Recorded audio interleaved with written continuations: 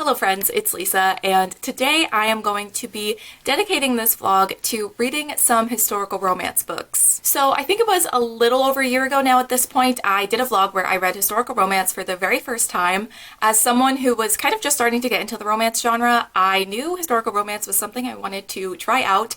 I had seen many people talking about it for years and years, and it's also some of the types of romance books I always saw my mom reading, so just in general I was very curious by the historical romance genre and wanted to check it out and try some out for myself, and it was relatively successful. We did have some that were not so great, but I did realize that I did want to read more from the genre. So since then I have picked up a couple, but I really wanted to dedicate another vlog to reading historical romance again because I really had a good time the first time and wanted to try out some new different books, some new titles, and some new authors. So I did have a few things in mind when I was creating my TBR for this video. I knew one of my goals for this year was to read more of my physical TBR, so I actually picked up the one historical romance that I own, and that is A Lady for a Duke by Alexis Hall. Another one of my goals for the year was to finish some more series because I've started far too many, so I end up picking up the Hellion's Waltz in this video as well. This is the final book in the Feminine Pursuit series by Olivia Waite, which I started in my last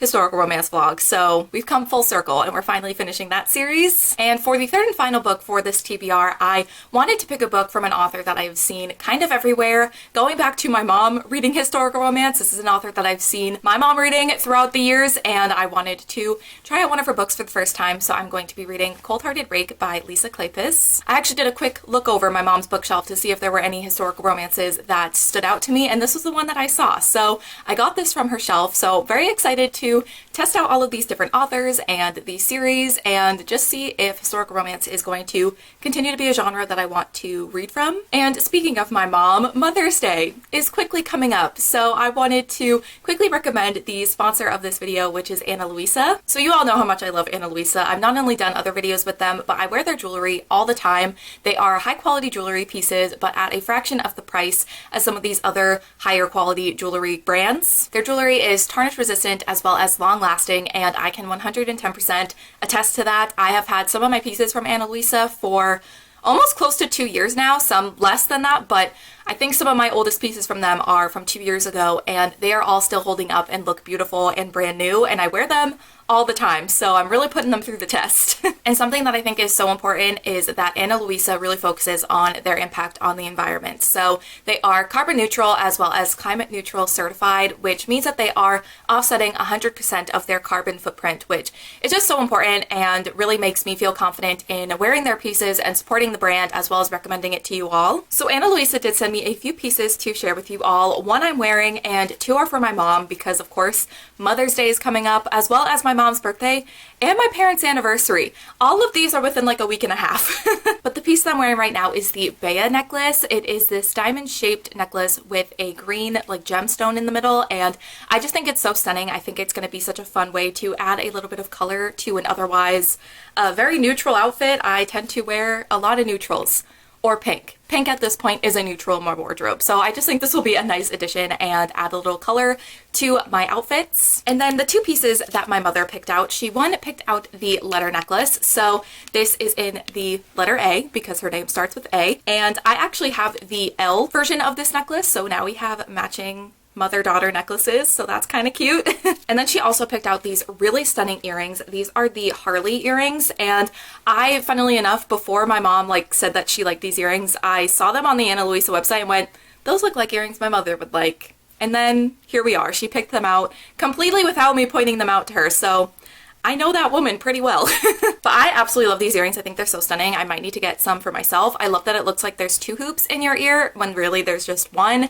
And as someone whose second piercing has closed up on one side, not the other, but just one side, I think that this would be kind of a cool way to look like you have two piercings. So I'm very excited to gift my mom these jewelry pieces. I think she's really going to like them. And if you're looking to get your mom or a loved one or yourself something nice this Mother's Day, I have a link to Ana Luisa's website at the top of the description. They have pieces starting at just $39, but you can use my code WITHLOVE20 to get 20% off of your order. Thank you so much to Ana Luisa for sponsoring this video. And now we can get into the reading vlog portion where I read these historical romance books.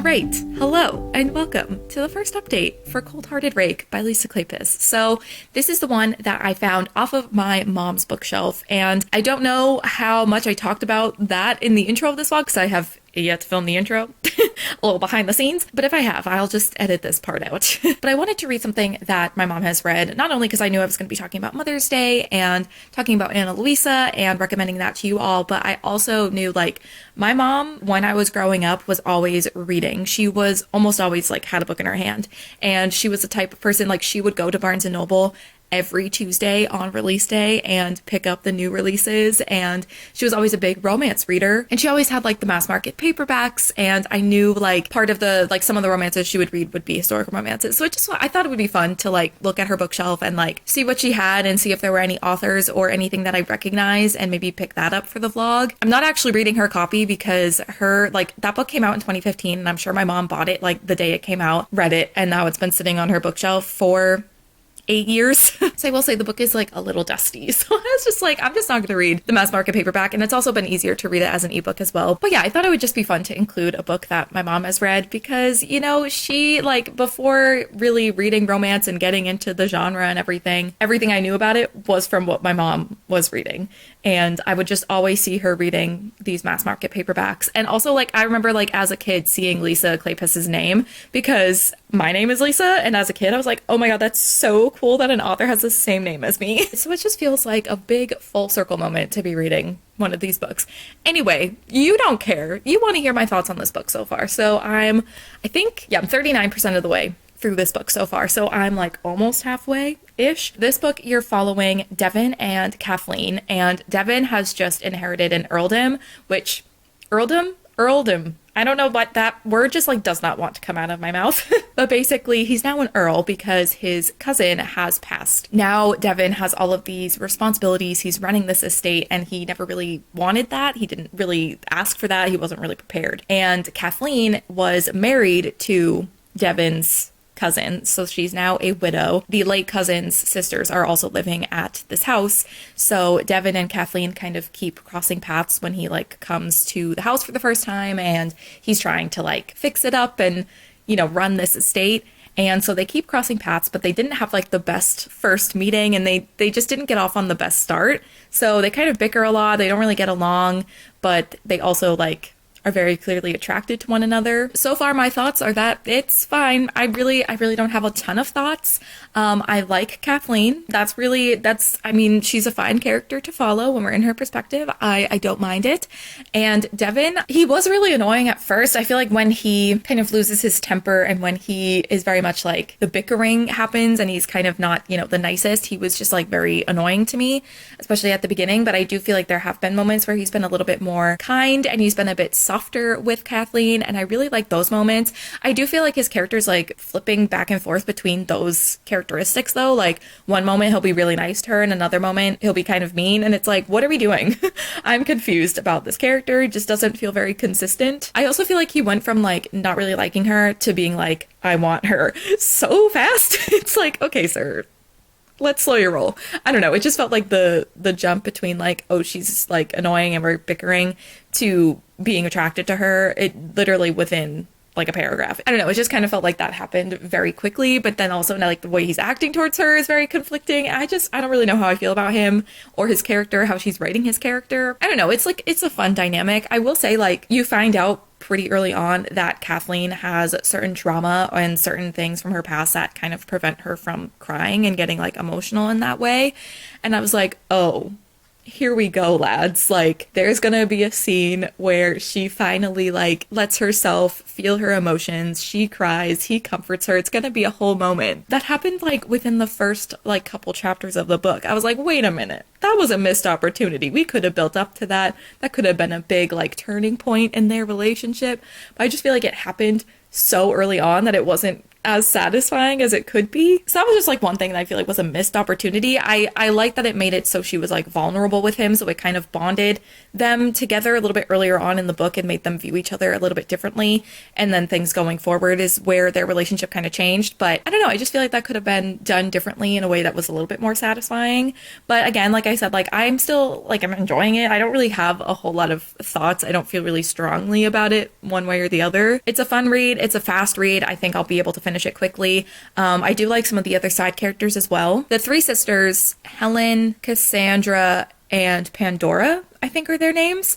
I really like them. I like that their personalities feel pretty distinct. I feel like we don't know them that well, but I do know that like this is the start of a series, and those girls are also going to get their own books. So I'm interested in reading on with the series at this point to see like their books and see what happens with them. Also, Devin has a brother named West, and he kind of seems like a hot mess, but then he kind of changes in this book, and I'm like, wait a minute, do I want to read his book? Again, I feel like there's definitely a bit of interest in the side characters and their books for me at this point, but I'm just gonna see how I end up feeling about this book, because right now I feel like it's fine. But I wanted to give some thoughts before I finish the book, because I think I'll finish this book quickly. Like I was saying, it's a very fast read, so I wanted to update before I got to the end and finish the book. But yeah, so far, it's fine. It's a fine reading experience. I'm having a good time, but I'm not absolutely loving it.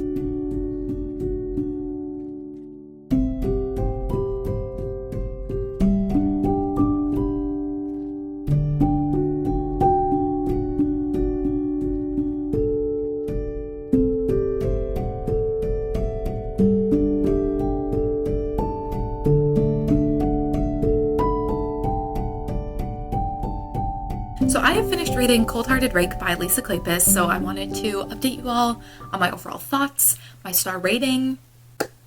Didn't love it, to be honest. So for like, I would say at least the first half of this book, maybe a little bit more, I was kind of feeling how I felt in my first update for this book, that it was fine. I was having an enjoyable enough experience. There was never a thought like of DNFing the book. Like I was enjoying it enough, but I wasn't obsessed with it. It was just a very fine reading experience. Like it was fine. I just feel like the second half is where it went really downhill for me. First, I didn't love the like spicy scenes. Like they were written fine.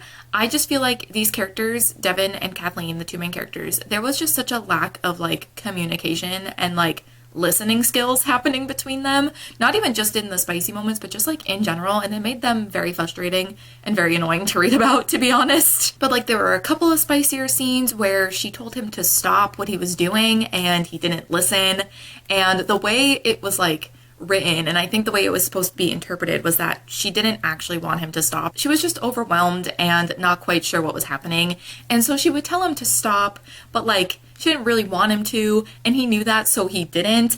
And I just feel like the use of the word stop in almost every spicy scene and him not listening, it wasn't super fun to read.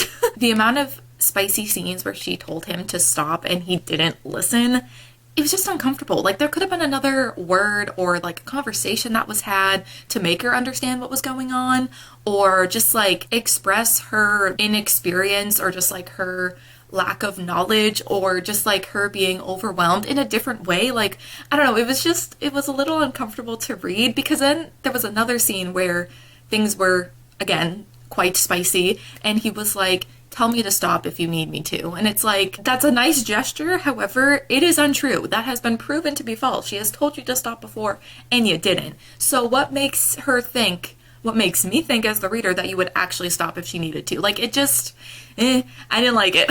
And maybe I'm just being a little too sensitive, but it just didn't, I don't know, just didn't work for me personally. Also, something else with the spicy scenes as well. I don't know how much of this I can say without getting into spoilers, but there was a scene where things were getting spicy and he was like, okay, how do I say this without getting demonetized? He was like, okay, we need to put ourselves in a situation where we can prevent her from getting pregnant. So he is like thinking in his head like, oh, we need to change up what's happening here. But he doesn't really communicate with her well on what needs to actually happen. And the thing is like what he did say didn't make any sense. It didn't give Kathleen any indication on what needed to happen. But even then she wasn't listening to him anyway. She was so like lost in the moment that she didn't listen to what he was saying anyways. So then that whole situation kind of snowballed, if you will, and became a part of the conflict in the end. And I'm just like, these people are grown adults. Why are we not communicating at all? It's just annoying.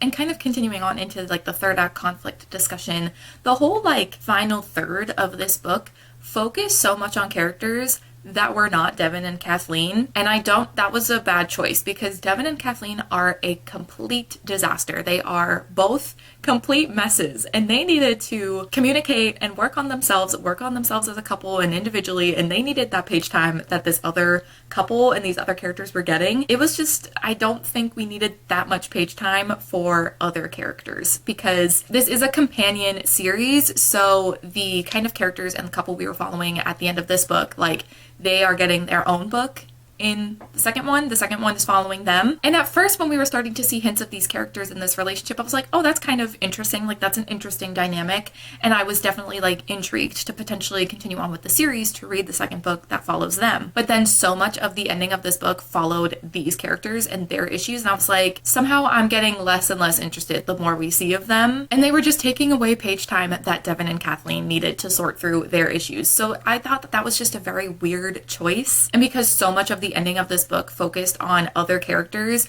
Kathleen and Devin like having so many different conflicts, the ending of the book where they kind of resolved all these things and made up and had their happily ever after and whatever, it just felt rushed. And also like I didn't believe it. Like I didn't believe that 10 minutes after that final scene in the book they wouldn't be arguing again and be angry with each other and be like ignoring each other. Like it wasn't believable. It was rushed.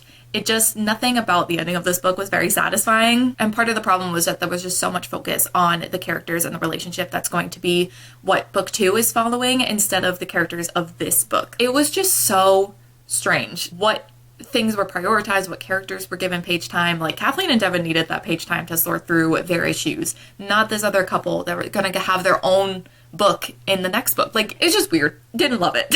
So yeah, this was just like, it was very fine at first. It was probably feeling like a 3.5 star in the first half, but then the second half, a lot of things really snowballed for me. I'm kind of deciding between like a 2.5 star rating for this. And this is definitely a book that a lot of fans of the author like don't even really enjoy. So I definitely want to give Lisa Kleypas another chance, try something else out by her, because I feel like I could really enjoy some of her other books. I just think that this one was not for me.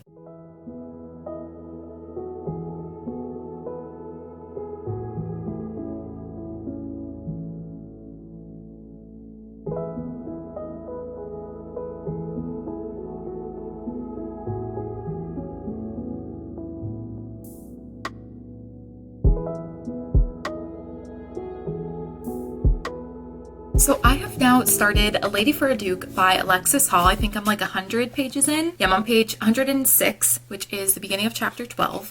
And I wanted to kind of give a description of the book, give some initial thoughts. So in this book, you're following Viola Carroll, who is a trans woman, and she was presumed dead at Waterloo. So she took that as an opportunity to live as herself. And the only people that know that Viola is who she is Viola's brother and his wife, so Viola's sister-in-law. With this freedom of being able to live as herself, she's also lost a lot of things. She's lost her wealth and her title and her estates and everything. And she's also lost her like closest friend and best friend, Justin DeVere, I think.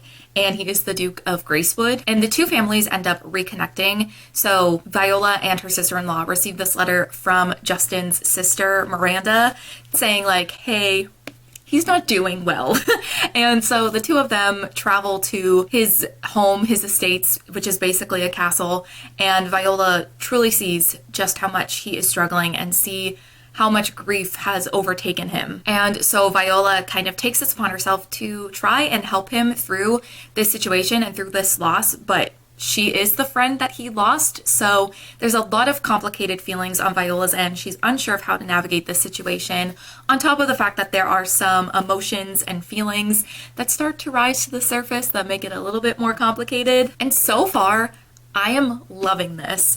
I will say, it's been kind of sad, these first 100 pages. We have Viola, who is, like I said, she is able to live as herself, but she has lost a lot because of this. And just the constant, like, battle that she's having with herself and the fact that she is scared to let anyone really see her just in case they recognize her as who she once was. And all of these things, she's really struggling with putting herself out there and putting herself into society. She really only lets her brother and her sister-in-law see her. And then we have Justin, who is mentally not doing well at all. There actually is a like content warning at the beginning of the book, which I will read those out in a moment, but he's really struggling. He is grieving the loss of his friend, and when Viola and him like reconnect, Viola is really struggling with how to figure out what to do in this situation. She doesn't know if telling him who she is going to help him. Is it going to make it more confusing? Is that going to make things worse? She just doesn't know how to navigate the situation, but it's also really hard for her to see her friend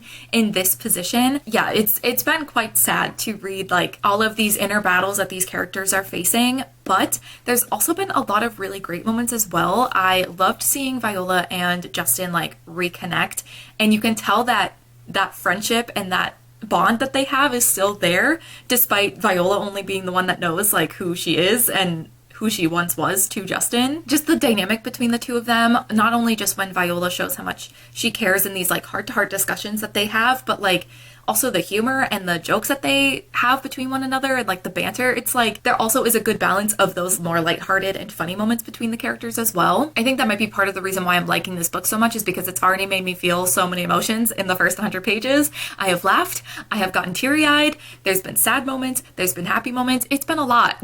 But yeah, their dynamic and that bond that they have, regardless of what the current state of it is and what the two of them know, it is still there, and it's still like, it's really beautiful to see. And I also really love the side characters as well. Lady Marley, who is Viola's sister-in-law, and Lady Miranda, who is Justin's sister.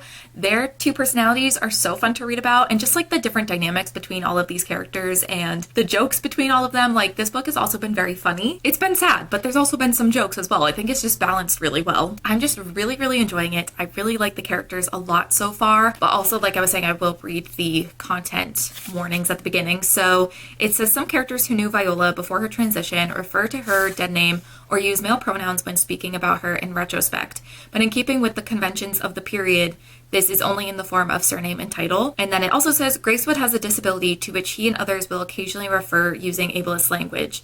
There are some references to his suicidal ideation, as well as references to drug and alcohol abuse.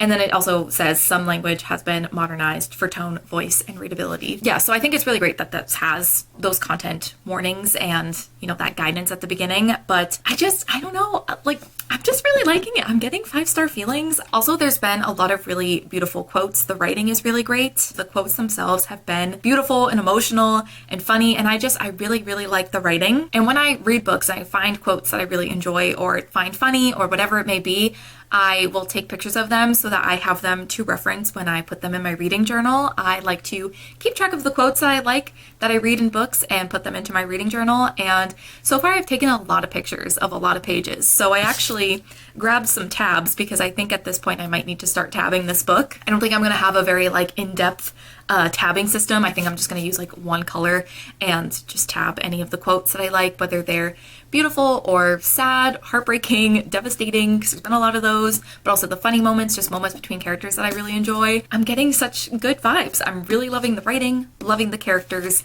loving the like romance that is starting to potentially be set up between Viola and Justin. Like, I just think it's so good so far. Like I said, it's been emotional. I felt a lot of things, but I feel like the types of books I tend to love are the ones that make me feel every emotion. But yeah, this is going well so far. I have heard that some people think that this book is like really good. It's just a little too long, but I am the type of person where even if a book is dragging a bit, if I really love it and love the characters and love what's going on, I don't care. So I'm kind of hoping that if I start to feel that way, that I will just love it regardless, but I'm really enjoying it. So excited to keep going, and I may update one more time before I finish it, but we'll see. We'll see what I have to say. But so far, I'm really loving it.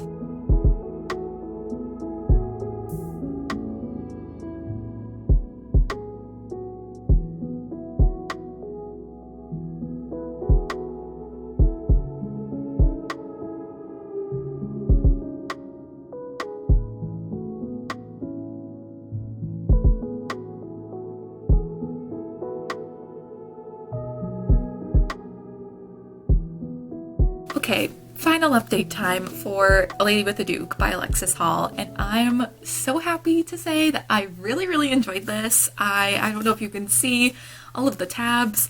I also just really love these very small tabs. They just make me so happy. I don't know why. They're just so cute. Oh, the quote that I opened up to for the tab. Everything. Yeah, I just loved this book. I loved the writing. There were so many beautiful and emotional and heartbreaking quotes. Also, these characters have been so funny and they were just really fun to follow. I really loved the relationship between Justin and Viola. Not only like their romance, because there were a lot of moments between them where I would be like kicking my feet and like squealing and just like having the best time because it was so cute, or just like really romantic. I don't know, like their romance was really great, but I also think because they were friends before, the foundation for this relationship was also just really beautiful to see. I also really loved that we had a trans main character in a historical romance, and the fact of her being trans wasn't the center of the conflict. I think the author even said that he wanted to write a book where the main character was a trans woman, but her being trans wasn't the center of the conflict, and I think he was very successful in that way. And I mean, gender and gender roles in society and just like the expectations that society has on certain people definitely was a big part of the book, and you see these characters kind of struggling with and fighting against these roles that society is putting upon them. And so that is a part of the conflict and that is a part of the story, but Viola being trans was not a center for the conflict, and I thought that that was really great. I think my only like issue with this book is, again, kind of like what I was saying earlier with what other people were saying, that this book is a little too long. I do have to agree. I feel like the middle portion of this book kind of dragged for me just a little bit. I feel like you can even kind of tell with my tabs. I feel like there are so many tabs from me. I don't know how well you can see, but I had a lot of tabs in like the first third, and then I kind of significantly slowed down in the middle half. I only have a couple of tabs there, and then again I pick up a lot with the tabbing in the last final third of the book. So the middle definitely dragged a little bit for me. I feel like that was when we entered the like the will they won't they kind of moments, because I feel like Viola and Justin, like, they had these feelings for each other, but there were a few things that were kind of holding them back and they weren't fully acting on them, and it just was kind of like the, okay, like when are they going to get together kind of moments. And I found that that just went on a little bit too long, especially because I found that they were having a lot of the same conversations in those moments, important conversations, and I'm glad that they had them because it showed just how much these characters cared for each other and how open they were able to be with one another. But it did kind of feel like some of those conversations did feel a bit repetitive. So yeah, I do think that the middle of the book kind of dragged a little bit for me, but I do feel like that was the only thing I disliked about it, and it wasn't even that I disliked it, it just was a little bit slow for me. I really loved these characters. Like I said, I loved the romance, I loved how funny it was, but also how emotional it was. I genuinely cried a couple of times reading this book, as well as like laughed a lot. One of the moments I actually like got emotional and started crying was during a like smutty scene. I just thought it was really nice, and I think it showed just how much like Justin like loved Viola and was so accepting of her. And I think, you know, Viola had a lot of questions in this moment, and he kind of reassured her, and this is the quote, saying, "Bodies are made to fit, to give each other pleasure, whatever shape they take." And I don't know, I thought that was really nice, and I literally read that and just immediately started crying. I don't know, I just really liked the way it was put, and I also really loved seeing how accepting Justin was of Viola and how a lot of the other characters were accepting of her as well. There was no scene where she was forcibly outed as well. I just feel like all of these characters being very accepting of Viola, it was just nice. It was nice to see that, yes, she's trans and that is a part of her identity. You know, that obviously that is a point of discussion for Viola and her character. It is a big part of her character, but there's never any like transphobia from any of these characters. So it's just really nice to read that as well. I don't know, I just thought this was so great. I think I'm gonna give it 4.5 stars just because it did drag a little bit for me in the middle, but this is definitely a story that I could see myself rereading in the future, and I just highly recommend it. I thought it was really good, really beautiful, great characters, great romance, funny moments, just such great everything. Is good at everything that it tried to do.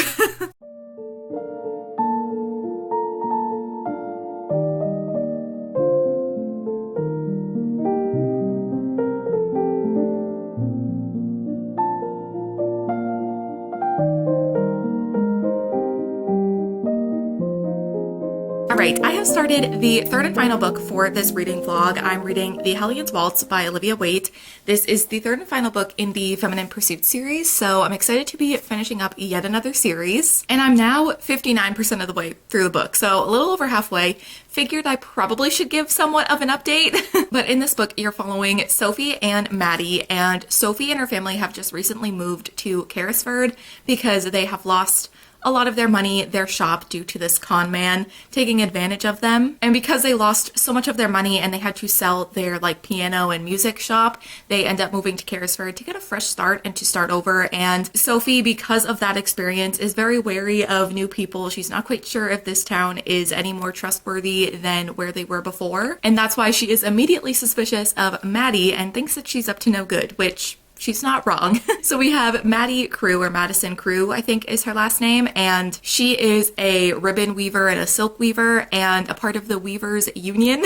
And she is also trying to pull off her own con, her own heist. And there's this man called Mr. Giles, I think, and he sells a lot of the silks and ribbons that these women make, but he doesn't really pay them fairly. He takes advantage of them. A lot of these women in the Weavers Union and who do these jobs are not, being paid fairly, and the factories that they work in are not in great condition. So they're trying to get the means so that they can protest against this man and against their working conditions. So they're trying to con this guy into giving them the money that they need.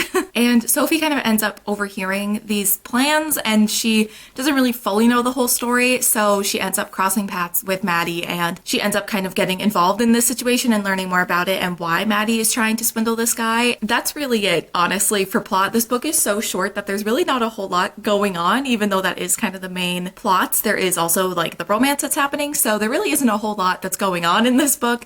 That's really it. So far, thoughts. I don't really have much of anything to tell you, which is why I've taken so long to kind of give this first update, because I really don't have a whole lot to say about this book. It is very fine, and that's it. That's really it. I don't have a whole lot of opinions or a whole lot of thoughts. There have been some moments and some scenes that I've liked. We had a moment where we saw Maddie and all of these women who are trying to swindle Mr. Giles. We see their plan kind of in action, and that whole scene was kind of funny. And then there's also, it's a very small scene, but there's a moment where Maddie has dinner with Sophie's family, and I just like reading about families and siblings and just kind of the chaotic family dynamics. So that scene was also really cute and really fun. Also, piggybacking off of something that I complained about with Cold-Hearted Rake, there is a scene where things are getting a little spicy, if you will. Maddie asks Sophie a question and Sophie says no, and Maddie immediately stops what she's doing, and Sophie's like, what's going on? Why did you stop? And Maddie said, you said no, I just wanted to make sure you were good, make sure we were on the same page here. And I'm like, wow, a concept, consent, a listening to your partner. Cold-Hearted Ray could never. So I am liking certain moments, and it's not that I dislike the characters, I just don't really feel strongly towards them. I don't really feel that invested. I don't feel like I'm really connecting with anything that's going on. I'm not hating it, but it's just not, I don't know, there's just something missing, I feel like. It was also very Insta, not even so much Insta love, it kind of was. It kind of turned into Insta love, but it was very Insta attraction, Insta lust, if you will, which I know happens, and I don't always mind Insta love or any variation of that, but it just depends on how it's done, because I'm definitely more of a slow burn girly, but I don't always hate Insta love. But this time it just didn't really, I don't know, I just didn't love it, especially because it was the third time these girls had ever even talked, and Maddie was like, oh my god, I want to know everything about Sophie, I want to learn everything about her, and it's you literally just learned her name a half hour ago. What do you mean you want to know everything about her? It's just, it was a little I don't know, it's not terrible, and I know that that is realistic Insta love or Insta connection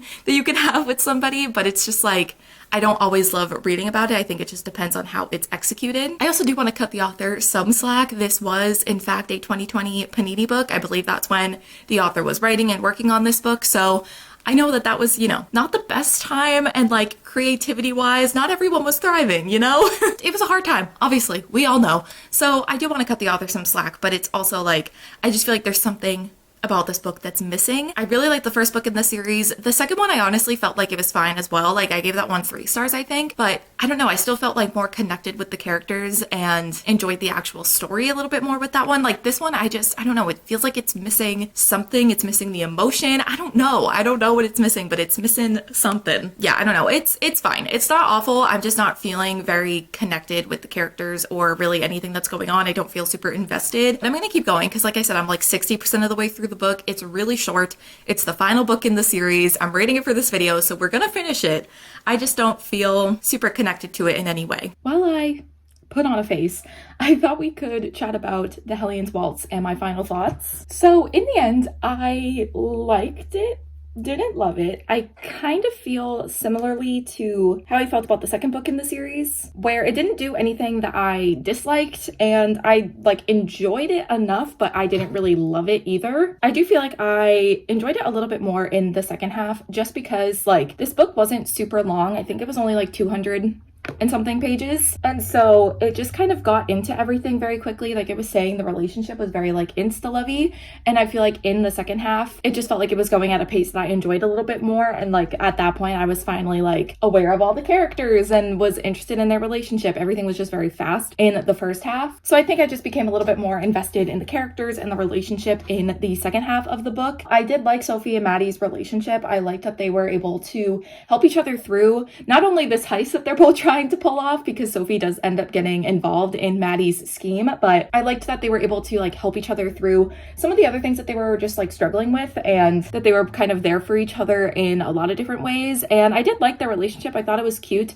You do get an explanation to like the name of this book and why it's called that, and there is a meaning to that in the book, and I liked that. I thought that that was very sweet when you saw like the explanation for the title of the book. So yeah, I did like their relationship, and I also liked the way that the heist and everything, like how that all wrapped up. I thought it was really entertaining, very funny, but also like very satisfying in the end. And that's something that I do love about romance, is that you know that everything is going to end up okay in the end. That's something that I do like about it. It's very reassuring. So I liked the relationship. I liked the heist. I also feel like because the second half was just paced a little bit better for me, and I just like was finally a little bit more invested in the characters and the relationship in the second half, that the heist as well like was also a little bit more interesting, and I feel like became a little bit of a bigger part of the plot than it was before. Like it was always a part of the plot the whole book, but I feel like a lot of the scheming and the plans and everything happened a lot more in the second half. So yeah, I just feel like the second half was definitely like better than the first half for me, but I still didn't love this, to be honest. I think I'm gonna give it a 3-star, which is what I gave the second book in the series. And I feel very similarly to how I felt about that one, where I liked it. I liked the romance. I liked the characters. It was fine. It just didn't do anything that I was absolutely obsessed with. I don't feel like I was, you know, like with A Lady for a Duke, like kicking my feet and just having like the best time with the romance. And like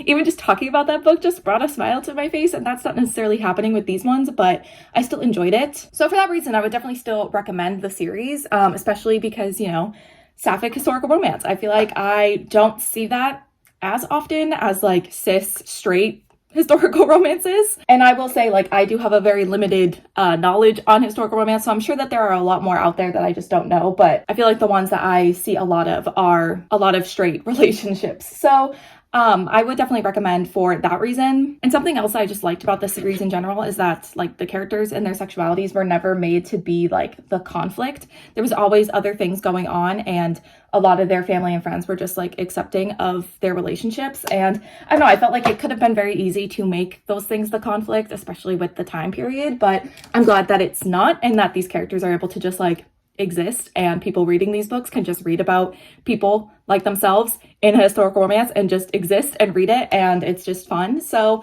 I really love that as well. I love that that's not like the center of the conflict and a problem for these characters. Okay, hi, sorry, jump scare that I'm suddenly like, I have makeup on, I look presentable, very different from what I was just looking like.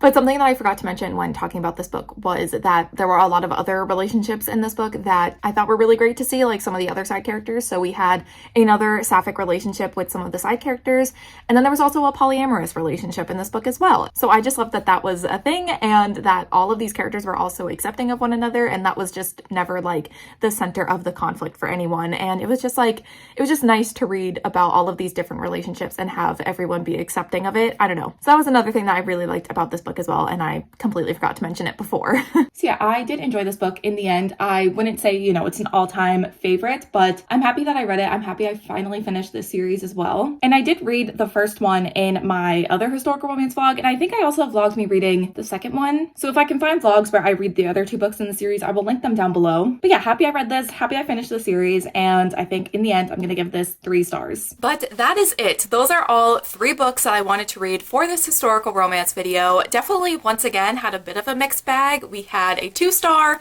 a 4.5 star, and a 3-star. So kind of all over the place. But I've really enjoyed reading these historical romances and also just in general doing some more research into some other books and authors that people recommend.